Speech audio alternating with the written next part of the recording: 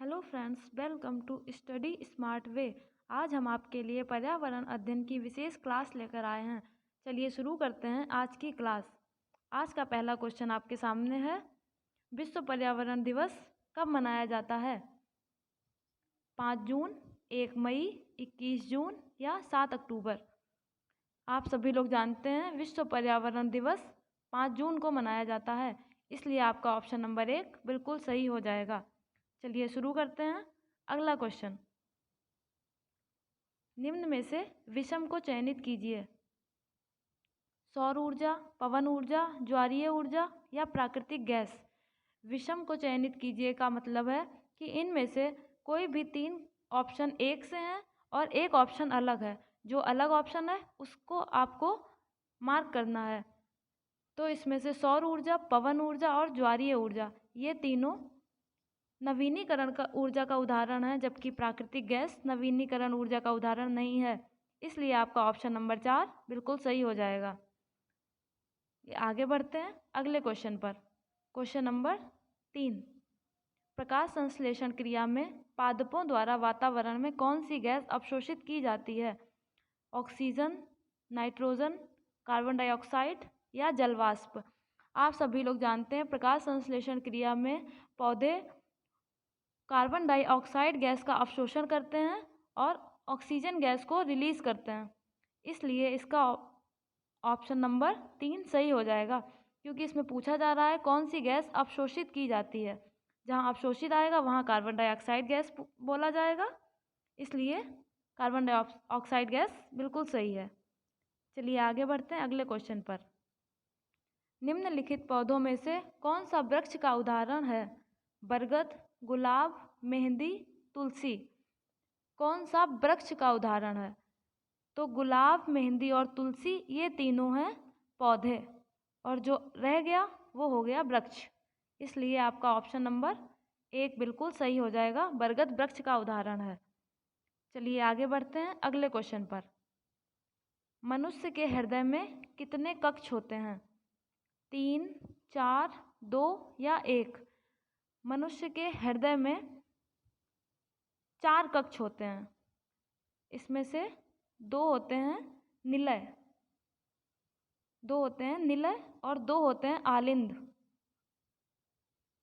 निलय और 2 होते हैं आलिंद, इसलिए इसका ऑप्शन नंबर बी सही हो जाएगा। मनुष्य के हृदय में कक्ष होते हैं 4, 2 निलय और 2 आलिंद। चलिए आगे बढ़ते हैं अगले क्वेश्चन पर। वह प्रक्रिया जिसके द्वारा पौधे प्रजनन करते हैं? प्रकाश संश्लेषण क्रिया, वाष्पीकरण क्रिया, संघनन या परागण? वह क्रिया जिसके द्वारा पौधे प्रजनन करते हैं। पौधे परागण क्रिया के द्वारा प्रजनन करते हैं। ऑप्शन नंबर 4 बिल्कुल सही हो जाएगा। आगे बढ़ते हैं अगले क्वेश्चन पर। कुनैन नामक दवाई किस पौधे से प्राप्त होती है? नीलगिरी के पौधे से, एकोनाइट के पौधे से, सिनकोना के पौधे से और जलीय पौधे से? आप सभी लोग जानते हैं कि कुनैन की दवाई सिनकोना पौधे से प्राप्त होती है, जो कि मलेरिया में दी जाती है। इसका ऑप्शन नंबर 3 बिल्कुल सही हो जाएगा। चलिए आगे बढ़ते हैं अगले क्वेश्चन पर। क्वेश्चन नंबर 8, चांगपा जनजाति पाई जाती है? लद्दाख, मणिपुर, असम या सिक्किम? चांगपा जनजाति मुख्यतः जम्मू कश्मीर के लद्दाख में पाई जाती है, और जो क्षेत्र होता है वो है चांगटांग। चांगटांग क्षेत्र में ये पाई जाती है। चांगपा जनजाति चांगटांग क्षेत्र में लद्दाख में पाई जाती है। इसका ऑप्शन नंबर पहला बिल्कुल सही हो जाएगा। आगे बढ़ते हैं क्वेश्चन नंबर 9, उत्सर्जन तंत्र किससे संबंधित नहीं है? वृक्क से, कान से, फेफड़े से या त्वचा से? उत्सर्जन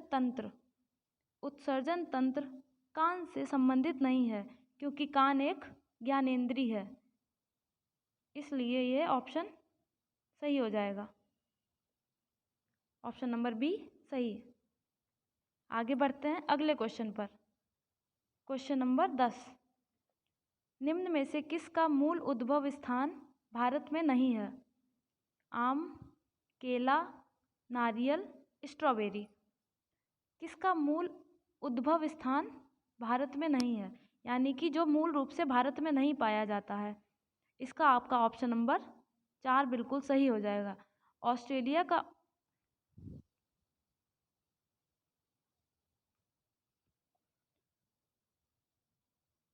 स्ट्रॉबेरी का उद्भव स्थान यूरोप है।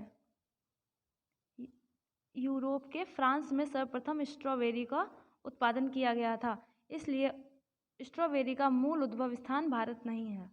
ऑप्शन नंबर 4 बिल्कुल सही। चलिए आगे बढ़ते हैं अगले क्वेश्चन पर। क्वेश्चन नंबर 11, मिथिला लोक चित्रकला का लोकप्रिय नाम क्या है? मिथिला लोक चित्रकला। आपके ऑप्शन नीचे दिए गए हैं। वारली, माड़ना, मधुबनी या अल्पना। मिथिला लोक चित्रकला को मधुबनी चित्रकला के नाम से भी जाना जाता है, जो मुख्यतः भारत के बिहार में प्रचलित है। अक्सर ये सवाल पूछ लिया जाता है, मधुबनी चित्रकला कहाँ की है? तो ये बिहार की है। चलिए आगे बढ़ते हैं अगले क्वेश्चन पर। क्वेश्चन नंबर 12, कोंकण रेल सीधे किसको जोड़ती है? आपके ऑप्शन दिए गए हैं। मैंगलोर और मुंबई को, कोच्चि और गोवा को, कोलम और कोझिकोड को, अलपुझा और मंगलौर को। कोंकण रेल आपके मंगलौर और मुंबई को जोड़ती है। इसकी कुल लंबाई 741 किलोमीटर है। चलिए आगे बढ़ते हैं अगले क्वेश्चन पर। क्वेश्चन नंबर 13,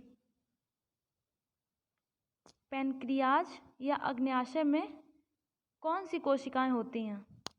केवल बहिस्रावी कोशिकाएं होती हैं, केवल अंतःस्रावी कोशिकाएं होती हैं, दो प्रकार की कोशिकाएं होती हैं, अंतःस्रावी और बहिस्रावी, या केवल एक प्रकार की कोशिका होती है जो कि अंतःस्रावी और बहिस्रावी दोनों प्रकार के कार्य करती है? आपको बताते चलें, पैनक्रियाज में दो तरह की कोशिकाएं होती हैं, अंतःस्रावी और बहिस्रावी। चलिए आगे बढ़ते हैं अगले क्वेश्चन पर। क्वेश्चन नंबर 14, कोणार्क मंदिर कहाँ पर स्थित है? कोणार्क मंदिर आपके ऑप्शन दिए गए हैं। राजस्थान, मध्य प्रदेश, उड़ीसा या तमिलनाडु। कोणार्क का मंदिर सूर्य मंदिर के नाम से जाना जाता है। यह उड़ीसा में स्थित है, उड़ीसा के कोणार्क में स्थित है। इसको सूर्य मंदिर के नाम से जाना जाता है। इसकी स्थापना 1984 में इसको यूनेस्को ने 1984 में कोणार्क का सूर्य मंदिर उड़ीसा में स्थित है। इसको नरसिंह देव ने बनवाया था। 1984 में इसको यूनेस्को ने विश्व धरोहर के रूप में शामिल किया। बेहद इम्पॉर्टेंट क्वेश्चन है, इसको ज़रूरी याद रखना। उड़ीसा में इसको बनवाया गया। कोणार्क मंदिर सूर्य मंदिर के नाम से जाना जाता है। चलिए आगे बढ़ते हैं अगले क्वेश्चन पर। क्वेश्चन नंबर 15, महात्मा बुद्ध का जन्म स्थान क्या है? सारनाथ, लुम्बिनी, बोधगया या अयोध्या। बेहद इम्पॉर्टेंट क्वेश्चन है, ज़रूर याद रखिएगा। महात्मा बुद्ध का जन्म स्थान क्या है? महात्मा बुद्ध का जन्म स्थान उत्तर प्रदेश के सिद्धार्थनगर जिले के लुम्बिनी नामक जगह पर है।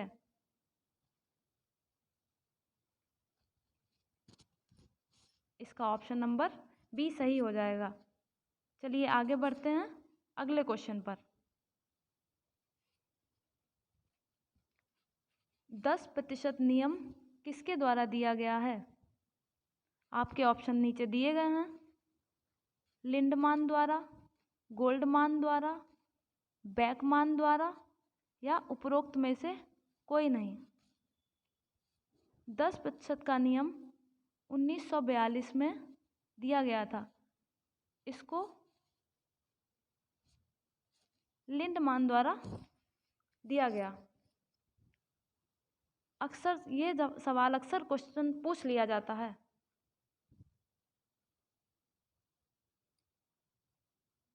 दस प्रतिशत नियम ऊर्जा उपभोग से संबंधित है।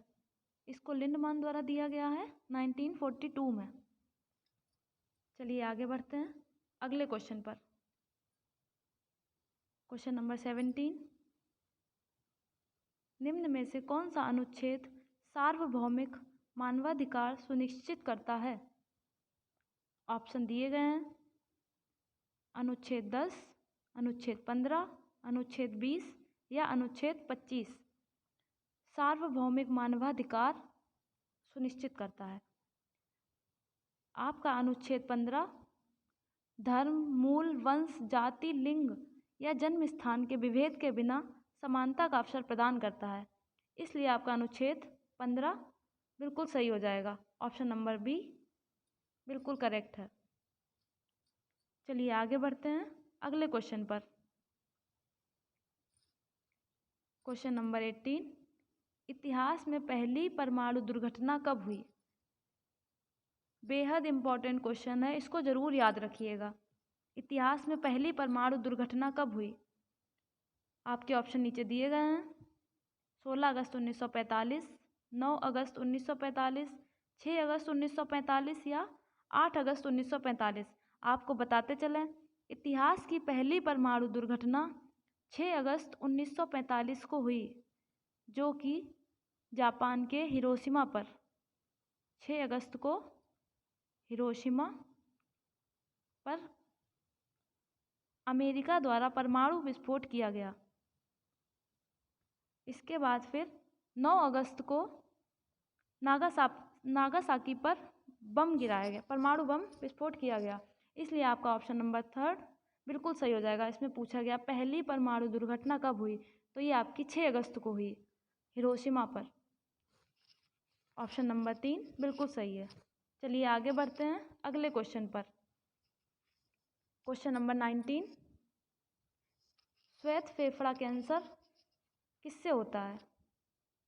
ऑप्शन 4 दिए गए हैं, एस्बेस्टस से, पेपर से, टेक्सटाइल से या सिलिका से। श्वेत फेफड़ा कैंसर आपका ये होता है टेक्सटाइल से। ऑप्शन नंबर 3 बिल्कुल करेक्ट है। ये इन कंपनियों में काम करने वाले लेबर्स के फेफड़ों में रुई के छोटे छोटे कण जब सांस के द्वारा चले जाते हैं, इससे ये श्वेत फेफड़ा कैंसर हो जाता है। तो आपका ऑप्शन नंबर 3 बिल्कुल सही है। आगे बढ़ते हैं अगले क्वेश्चन पर। मोस्ट इम्पॉर्टेंट क्वेश्चन है ये, जरूर याद रखिएगा। भोपाल गैस त्रासदी निम्न में से किसके द्वारा हुई थी? 4 ऑप्शन दिए गए हैं, मेथेन, मेथिल आइसोसाइनाइड, फास्जीन या मेथिल एमाइन। भोपाल गैस त्रासदी बेहद खतरनाक और बड़ी त्रासदी थी।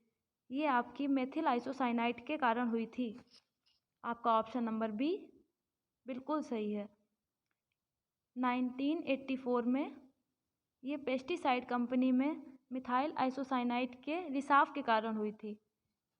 ये बेहद विषैली और हानिकारक गैस है। इससे कई लोगों की जान गई और बहुत भारी नुकसान हुआ। इसलिए आपका ऑप्शन नंबर बी सही है। चलिए आगे बढ़ते हैं। आज की क्लास समाप्त होती है। अब कल आपको एक क्वेश्चन दिया गया था होमवर्क के लिए। जेवर हवाई अड्डा को किस वर्ष तक स्थापित किए जाने का लक्ष्य रखा गया? जेवर हवाई अड्डा को 2024 तक स्थापित करने का लक्ष्य रखा गया और ये आपका नोएडा में स्थित है। हाल ही में इसकी चर्चा हो रही है, इसलिए ये आपका मोस्ट इम्पॉर्टेंट क्वेश्चन है, ज़रूर याद रखिएगा। अब ये कल का आपका होमवर्क, भारत में कितने प्रतिशत भूमि पर वन है? इसका आंसर हम कल बताएंगे आपको, कमेंट बॉक्स में ज़रूर बताते रहिए आप। भारत में कितने प्रतिशत भूमि पर वन है? क्लास पसंद आई हो तो लाइक करें, सब्सक्राइब करें, बेल आइकन प्रेस करें। Thank you. जय हिंद, जय भारत।